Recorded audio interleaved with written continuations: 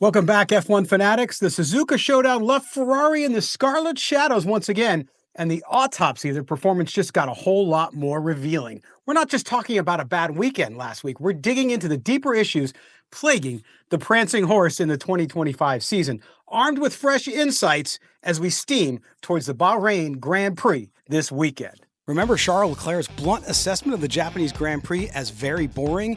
He wasn't just being dramatic. Finishing fourth after starting fourth, he felt he was merely babysitting the gap behind because the McLarens were so far ahead and too fast. He even declared that P4 was the absolute best we could do, and that car desperately needs new parts.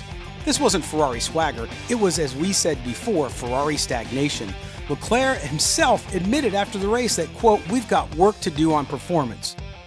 And then there's the arrival of Lewis Hamilton. 7th place at Suzuka was a far cry from the golden era promise. He called it a pretty lonely race, hampered by starting on hard tires and admitting, quote, "We didn't have the pace of Mercedes or the guys ahead." But this just wasn't about tire choice in Japan. Hamilton later revealed he struggled with a lot of understeer during qualifying, that the team was, quote, "running higher than I would like." Why the higher ride height? The answer lies in a disastrous Chinese Grand Prix, where Hamilton was disqualified for excessive plank wear and Leclerc for being underweight. Ferrari admitted they misjudged the consumption by a small margin. Regarding Hamilton's skid wear, to avoid a repeat in Japan, they had to increase the ride height, which directly impacts the aerodynamic performance. Now, they're making significant changes at Bahrain, but zooming out, the situation looks stark. Ferrari team principal Fred Vasseur conceded it's been not an ideal start to 2025, perhaps a bit worse in terms of the pace than last year.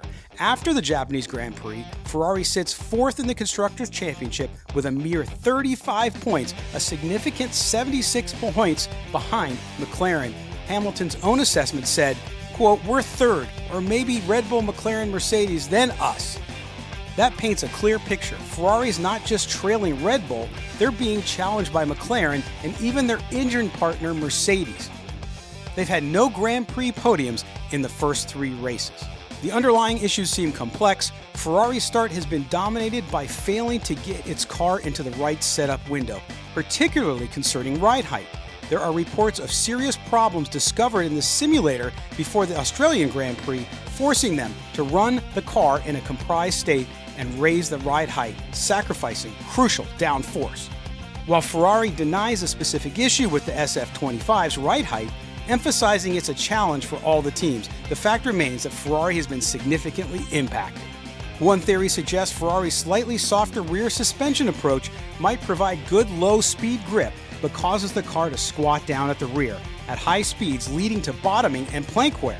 The compromises they're making to protect the plank, especially with a full fuel load in Grand Prix, are not present in the shorter sprint races, potentially explaining Hamilton's contrasting performances in China.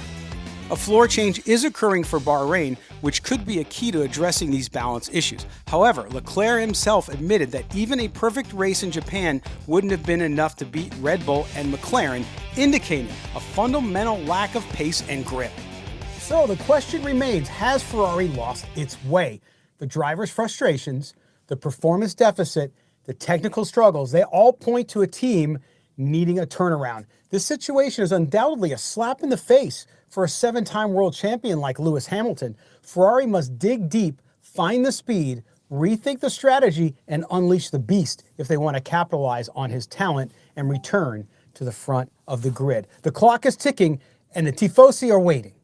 That's going to do it for this edition of Formula One coverage from Sportsnaut. Make sure you subscribe to the channel, like, and share, and check out our F1 coverage up on sportsnaut.com. Until next time, take care, everyone.